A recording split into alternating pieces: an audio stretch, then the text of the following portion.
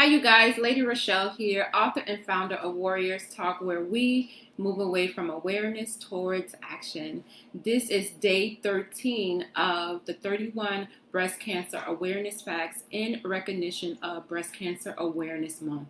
So, for 31 days, since it's breast cancer awareness, I decided to give you some facts about breast cancer, only because the only thing that we really know is the 1 in 8 and the color pink, which is associated with breast cancer. So, if you want to know the other topics, I just encourage you to just go down my timeline and look at some of the videos.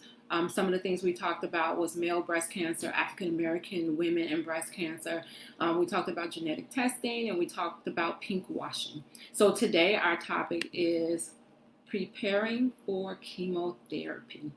So if you are a person who was diagnosed with cancer, then this is probably one of the treatments that they would give you depending on your cancer and depending on how far along or what stage or grade your cancer is. It's one of the treatments that they give. So for me, I had to do chemotherapy. So I had to have surgery and radiation. So I had to have all three. So I think this is why we stress early detection or prevention. Early detection will allow you to have as many options. And you may not have to have chemotherapy. You may just have to have surgery and that's it. You may have to have surgery and radiation and that's it. And then some of us have to do the chemo, the radiation, and the surgery. So preparing for chemotherapy. So how do you prepare for chemotherapy? What are some things that you can do if you have been given a breast cancer or any type of cancer diagnosis and you have to do chemo, or you are the caregiver or someone in your family has been diagnosed and they're wondering about, okay, what do I need to do, for chemotherapy? What is this chemotherapy going to be doing to my body? So, chemotherapy works by affecting the DNA, the genetic material inside the cells that controls how the cell works. And I always say that it decays the body because it's killing those cells. And then after chemo, you have to build it back up. So your doctor is going to recommend a treatment with maybe one or two chemos. So it just depends on, it depends on your grade of the tumor or the cancer that they found, the stage. It depends on all of that. So it depends on if it has spread to any other parts of the body. That's going to determine what type of chemo that you get. So I ended up having two chemos. One was, make sure I pronounce this right, we call it Taxol. So Taxol is given by the veins. That's the short name for it. It's Taxol, but we call it Taxol, and it's given by the veins. So before I had chemo, I had to get a port put in. And the port was put in on the side where my heart is, so that when I had chemo, it was easy for them to do it versus going through my veins or having to try to find a vein every time I went to the doctor or to get my chemo. So you're going to have an outpatient surgery for your port. And once you get the port, you'll probably get the port maybe a week before you do chemo, just to give it a chance to heal. And then once you do that, then they know that you're ready for chemo. So I went in like 6 o'clock that morning. My mom dropped me off, and they told her when they was done with the surgery that they would call her to come back and get me. And so I woke up about 1 o'clock, and they was like, "We're done," and it was like a little bulge in my chest where you can see where they place the port. And the port was I should have had it with me. It's in my drawer. It was like a long tube, and it was in the shape of a heart at the end. So whenever they went into that port, they just hooked up the IV where the chemo was coming, so that they wouldn't have to poke me, and it was just easier to get to for the chemo to get to my body and my cells. So Taxol is what I was given for chemo. So I took chemo starting in February. So from February to June, I went every, no, February to May, I went every Friday to get chemo. And I was there from 9 to probably like 1 o'clock. And then my last month, I was given what they call the Red Devil. And this particular chemo is to me the worst of them all. The color of it is actually red, and it comes in this big tube and like a big syringe, really big syringe. And the nurse, when they're giving you that particular chemo, the nurse is sitting right in front of you, and she's taking all of your vitals to make sure nothing is going wrong. Now, they didn't do that for the other chemo, but for this chemo, for that Red Devil, they did. And the Red Devil, it was like I got hit by a Mack truck. Not immediately after I took it, but a couple of days after. The other chemo, they give it to you in cycles. So with Taxol, this one is given to you in cycles. So you can get it, it depends. You can get it every 2 weeks, once a week, or however they want to give it to you. So mine was given every 2 weeks and then followed by some days off. So I had days off where, I got it on Friday and then I didn't have to go back till the next Friday. So I got the chemo on Friday, and just say by Tuesday or Wednesday, the chemo would start to kick in. Maybe by Tuesday it'll start to kick in. Then by the time I go back on Friday, I'm okay. But then you're getting more chemo. So it gives the body gets a little rest before you go back in to get chemo. Now, one of my things that I would tell you before you, if you have to get chemo, the first thing you should do is go to the dentist and ask the dentist, do you need any dental work? And if you do, then you would have to get that done first, because if you get any teeth pulled while you're doing chemotherapy, the gums won't heal. So you're going to want to get that done beforehand. Just go to the dentist and say, hey, I'm getting ready to have chemo. Is there something, do I need work? What is it that I need to do? So your doctor would tell you what type of regimen that you're going to be on and how often you're going to be coming in there. And once they have diagnosed you with cancer and you have to do chemo, then they'll tell you like how often you're gonna come in. Well, they'll tell you like when can you come in, what day do you want to do chemo, what's convenient for you, what time do you want to come in. And I just chose Fridays because who don't want to have Fridays off at work, right? So, and I wanted that weekend to recover. So I only took Fridays off work, and I wanted the weekend to recover because I didn't know how I was going to be feeling. So I was like, okay, let's just do Fridays. So Fridays I got up, I had to be there at 9 o'clock, and by 1 o'clock we was done. So how do you prepare for chemo? Well, the first thing I told you, go to the dentist, get that taken care of. And if you can start, if you're not already exercising, start exercising, like walking. Start walking like 30 minutes a day and just keep it up until you just can't do it anymore. If you got to get down to 15 minutes, then do 15 minutes. But just try to at least walk. Try to do something. Walking every day. I used to just get out and walk. When I wasn't in chemo, I would get out and I would just walk. And even if you fatigue, you don't have the strength. I just got out and I would drop the girls off at school and I would walk around. There was a park by my house. I would walk around that park a couple times until I couldn't do it anymore. So go to the dentist, find out if you need any work done, and then start walking.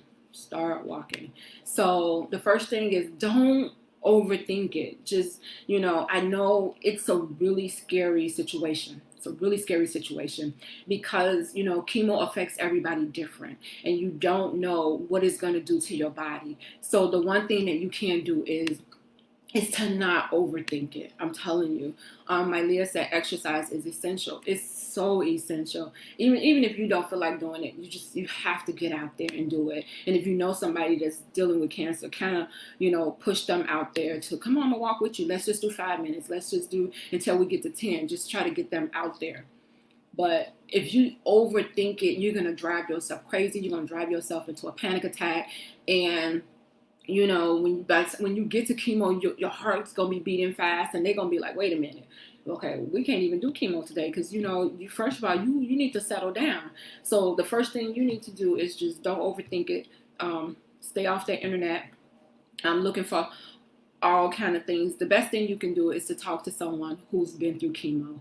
Find you some mentors who have already survived cancer and they've already been through chemo, and make sure that it's the type of cancer that you have, breast cancer. So, because it may be a different type of chemo for another cancer, but make sure it's breast cancer. Talk to them and say, hey, what happened when you took it? What were the side effects? What did you do? What did you do when you didn't feel like doing anything? So don't wreck your brain trying to figure out what's gonna happen when you get in there, because I'm telling you, what happened with me, I was so afraid. I'm like, Lord, I was praying. I was like, God, like, why am I going through this? Like, why you just can't heal me without them pumping these toxins in my body? Why you just can't supernaturally heal me? Why do I have to go through this? So I remember that my sister that passed away from breast cancer, God allowed me to sit in her one and only chemo appointment. She only had one. And, I remember sitting there. I was in school doing my work, and I was kind of like really not there, but there. And then every now and then I would look over at her, and, she was just like out of it.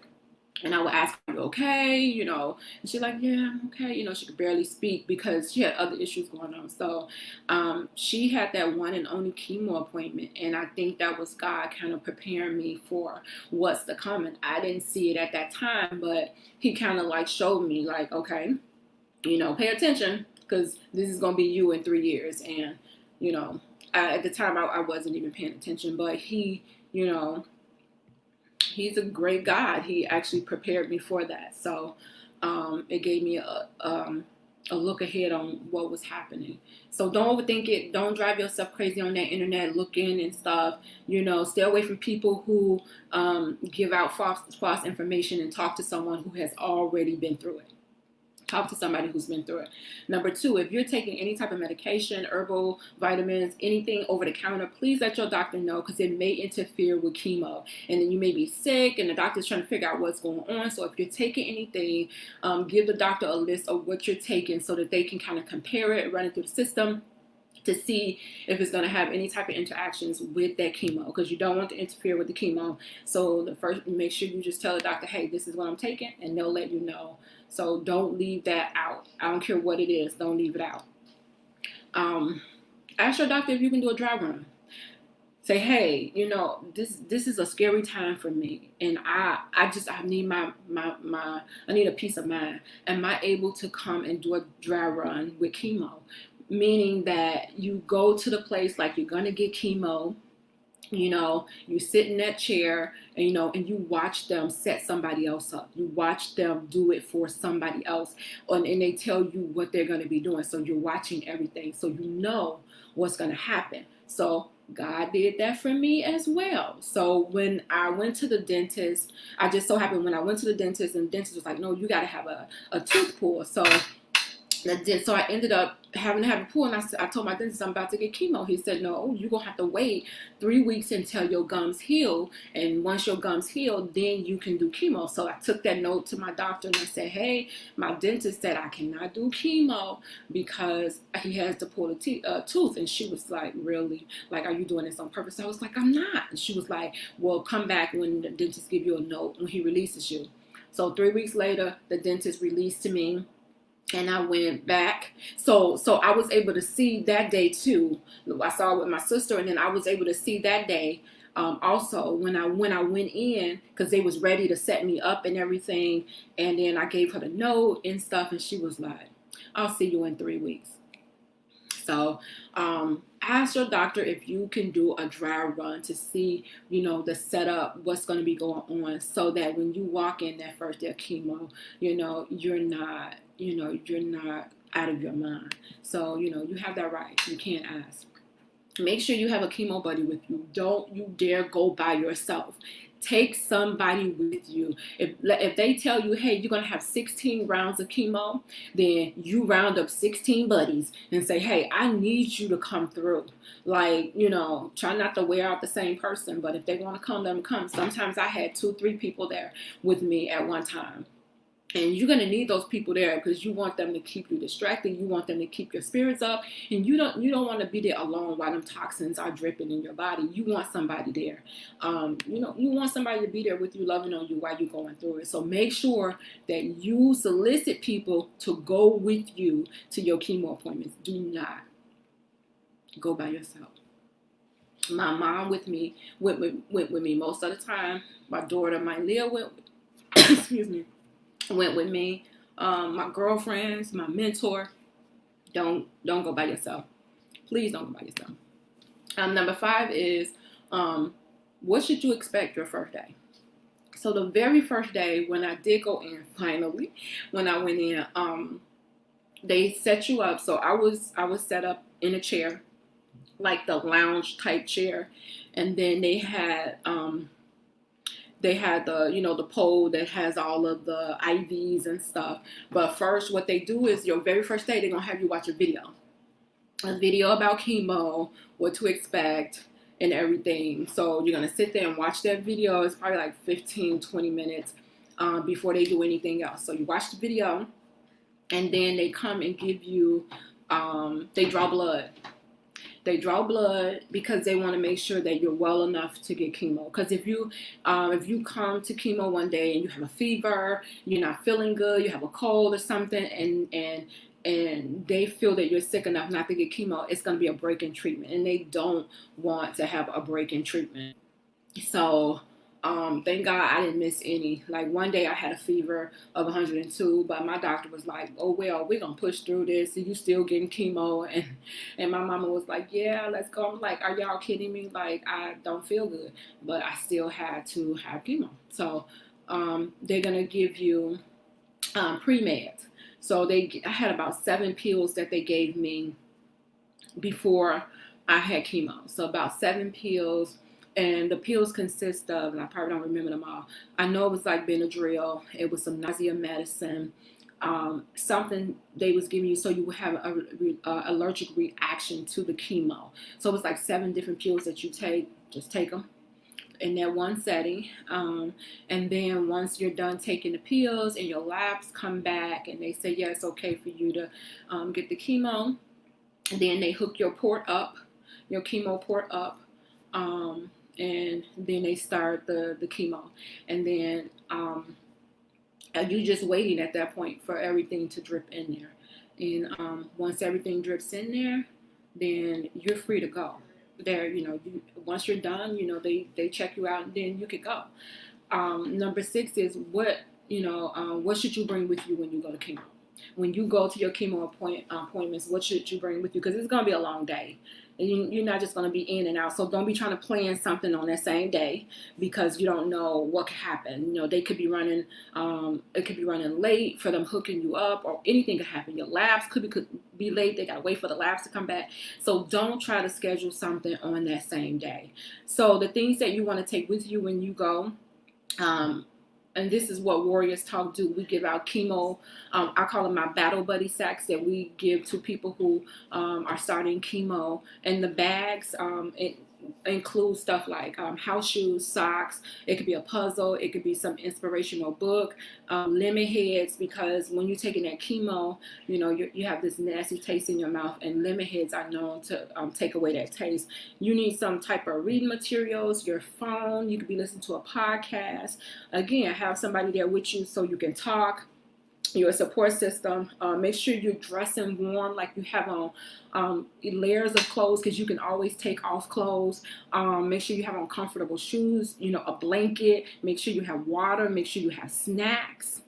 You're going to need all of those things. And this is why Warriors Talk give out these battle buddy sacks, so that, because you're not going to know what you're going to need. So we just take the guess out of it for you and give you the battle buddy sacks that we create for individuals who are getting ready to start chemo. So you're going to need a lot of stuff just for, I went for 16 weeks. So every time you go, you grab your little sack and take it with you. I would suggest make sure that you are recording or taking pictures. Document that time. Document each appointment that you go, what you weighed, what was your temperature, what the doctor said. Did you have any side effects? Take a picture of yourself so you can see yourself changing. Right? Because, once that chemo, that toxin start dripping in you, your body is going to start to change. Number 7 is don't be afraid to ask your employer for what you need, because you're not going to know if you need time off work or not, extra days off work until that chemo actually starts working. So if you need extra time off work, then tell your employer, hey, I'm going to need to take an extra day off work because this stuff is kicking my butt. So don't be afraid to, ask for what it is that you need from your employers or from your coworkers either, because like my coworkers all donated me time. They all donated me sick time. Like once I ran out of time, the managers and my coworkers all started donating me time. So don't be afraid. And I didn't even ask. So don't be afraid to ask for what it is that you need. So let's talk about some of the chemo side effects. So we all know that chemo have side effects, right? And there's so many. And I'm only talking about the ones that with the Taxol that I took. So I took the Taxol, was the chemo that I took from, again, February through May. And then I took the Red Devil for the month of June. So, and I went every Friday and then in June I went every 2 weeks, so they wouldn't give it to me like every week with the Red Devil, because it was just so powerful. So the Taxol, what it does is it temporarily affects how your body makes the blood cells, which can decrease your blood count. And this is why they have to do your labs when you come to get chemo, so that they can make sure that your blood count is not low. So the side effects that you're going to get, diarrhea. Also constipation. Constipation is one of them. Diarrhea is one of them. So you may not get both. Like I had constipation. I didn't have diarrhea. Hair loss. My hair started coming out maybe after my third treatment, and I just cut it off. I just took control of it and cut my hair. I would suggest you do the same. Or this is what I suggest. If they tell you that you have to do chemo and they give you your start date, go get a haircut in the color that you have always wanted, and rock that for a week or two, because it's gonna start coming out. You know what I'm saying? Get you some pictures with it and just rock that hairstyle. Be bold. I wish I had done it, but I didn't do that. But, I did it afterwards, but not before. So your hair is going to come out. You're going to lose hair on all parts of your body, right? Your eyelashes, your eyebrows, the hair in your nose, the hair on your knuckles, everywhere. It's just going to be bald, right? And the hair, if you don't cut it off, it'll start coming out in clumps.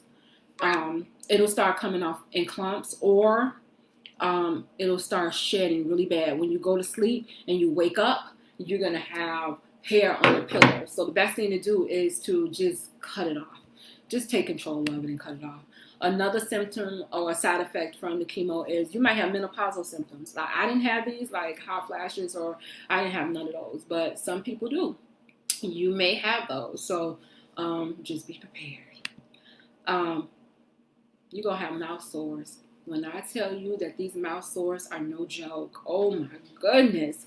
I had mouth sores. I went to an African fest. It was during the summertime, and I had got some jerk chicken. Now, I can already not taste, right? Because the chemo, you can't taste anything. To me, everything's tastes like cardboard. But I'm like, I'm getting this jerk chicken because, this jerk chicken going to be powerful, and I'm going to taste it.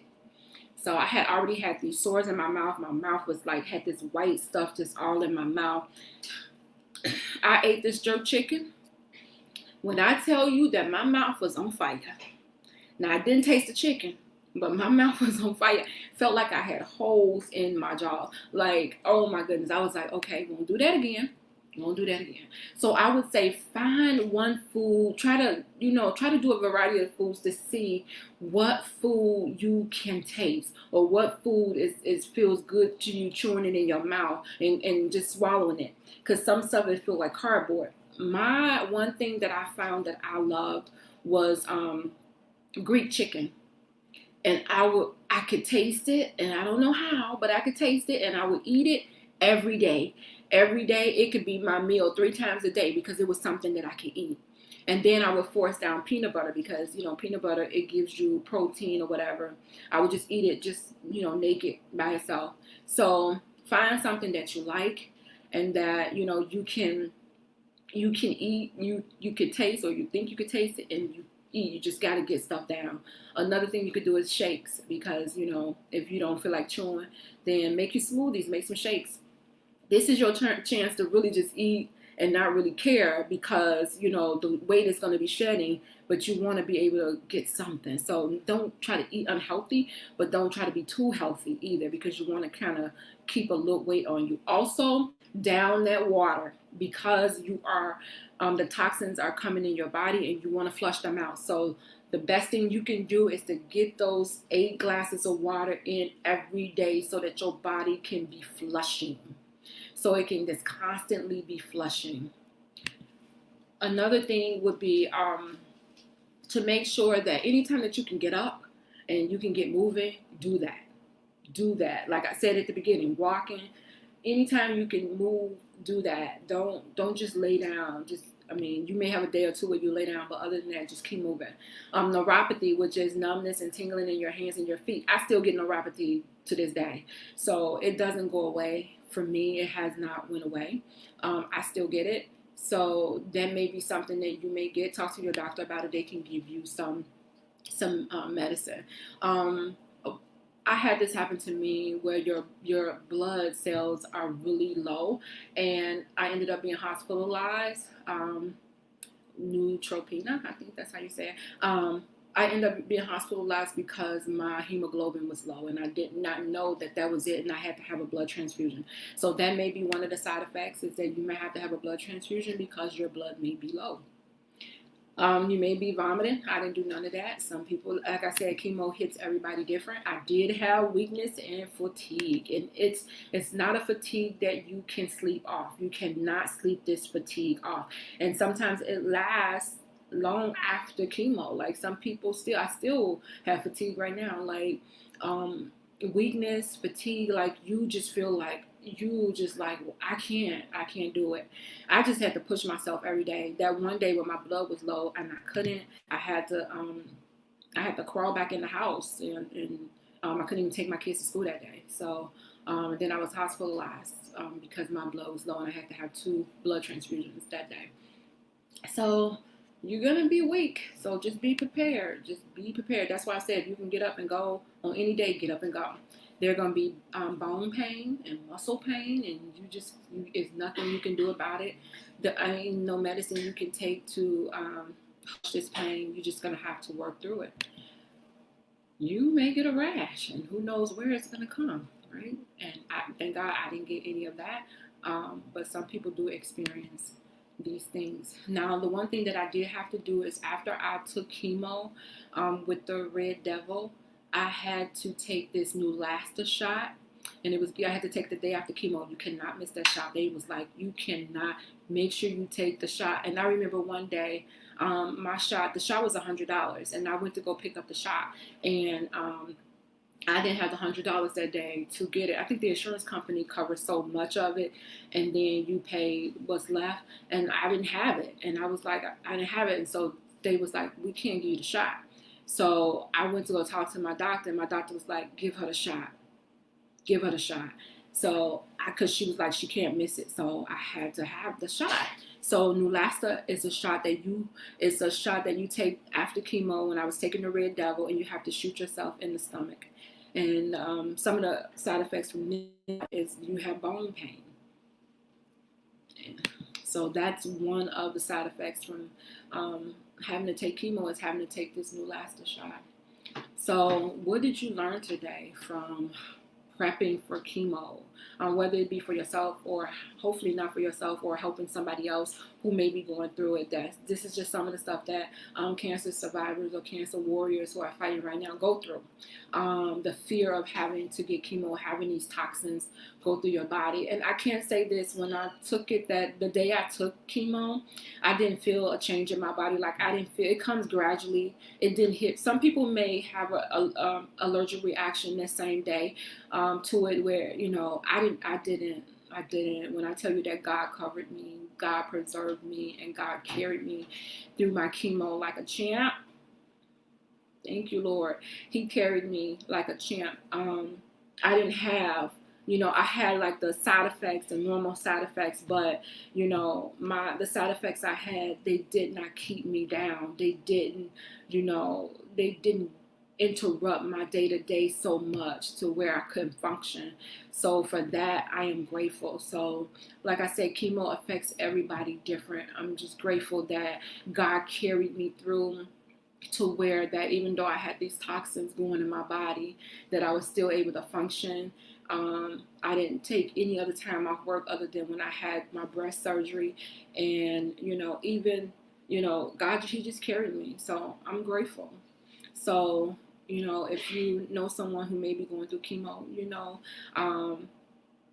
buy them a book, that, an encouraging book, buy them some socks, buy them a hat, buy them some lemon heads, buy them a blanket. Go sit with them at their chemo appointment and get their mind off of what's going on. So yeah, so that's pretty much it when it comes to chemo prep. So if you know somebody who's going through and they want some information about living beyond breast cancer, they can call the helpline 888-753-5222, and you can ask questions, and they'll try to link you up with someone who has been through it already, and that can help you. So I hope that these breast cancer awareness facts are really helping you or someone that you love. If you could do anything, just share the video out to someone else, so they can get this information, and so that they won't be afraid going into chemo. Know that there have been some people who have had these toxins dripping in their veins, and they're still alive and kicking. So if I can get through it, then anybody can get through it. So thank you so much for tuning in to this special edition of Warriors Talk with author and founder Lady Rochelle, where we are changing lives one warrior at a time.